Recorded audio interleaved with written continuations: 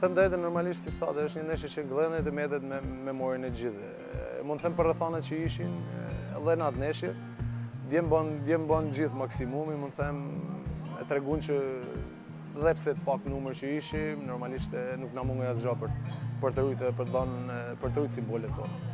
Ndoshta në këtë moment jemi në një situatë ndryshe, siç thashë edhe më herë, kjo ndeshje është mallore për objektivat që kemi ne. Pasi Serbinë mund ta shoh si kundërshtarin direkt për një kualifikim të mundshëm në botëror, një ëndër për gjithë shqiptarët që besoj që ky grup ka forcën ta bëjnë realitet dhe nisur nga kjo ndeshje në Tiranë, mendoj që djem duhet të rrinë qetësitë, duhet të jenë zhagftohet dhe ndoshta mos t'i marrin shumë ajo atmosfera e shkallës stadiumit, pasi ngarkesa emocionale është e madhe për një ndeshje të tillë.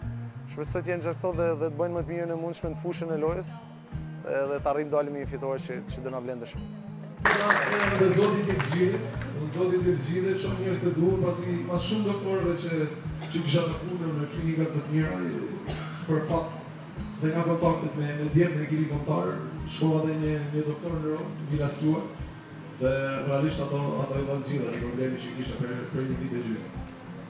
Për të grupit që do bëjmë ne dhe për të lanë ma shumë kohë në audiencës për të bëjmë pyetje, e ka shumë më kërëtar. Edhe pas shumë viteve eksperiencë kështu edhe vetes e kuptoj nga jera telefonik, sepse njeriu realisht kalon momente, kalon periudha që jo dhe në sportive, po edhe një dhe ke momente që ndoshta motivimi nuk e ke maksimum, por që disiplina që bën me vazhdu. Kështu që mi gjitha duhet jesh i disiplinuar, pasi motivimi është një klub që shkon ulet e ngrihet në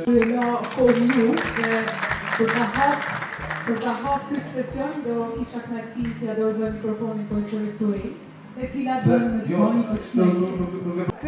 Ky edicion nuk është vetëm një edicion i rallës, por është dhe mbyllja e një sezoni të jashtëzakonshëm me figura shumë interesante, të spikatura, karizmatike, të cilat vetë të rinjt i kanë dashur dhe ne jemi munduar që t'i sjellim këtu në qytetin tonë për ta. Kemi pasur biseda të thella, histori frymëzuese dhe të rinj, energji rinore që e kanë mbushur këtë sallë për 5 muaj me radhë. Dhe pikërisht dhe Bekimi, si ftuar special në këtë ditë, patjetër që la mesazhe shumë frymëzuese për të rinjt, ishin vetë të rinj që bën, siç e pat dhe ju, një bisedë me të, shkëmbyen këto ide të tyre. Ishte Bekimi që dha një mesazh shumë të bukur për gjithë të rinjt e pranishëm këtu dhe jam shumë e sigurt që të gjithë të rinjt që ishin sot këtu do ta mbajnë me veti si një kujtim shumë të bukur nga ky aktivitet që ne kemi realizuar dhe kemi sjellë në qytetin tonë. Ikës e kemi bërë bashkë. Kujtoj dhe them në të gjithë baba e tij, që ka qenë shembull, hyn te ata prim fisnik.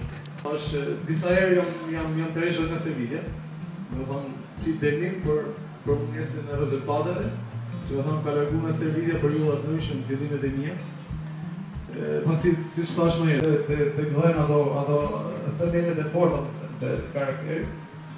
Kështu që mesazhi është si gjithmonë, normalisht të ndjekon ëndrat e tyne, ndjekon edhe normalisht mos i vënë limite vetes. Pasi me punë dhe përkushtim gjithmonë ka treguar që këto limite mund t'i thysh dhe ajo ëndër bëhet dhe më madhe se që kishe pa.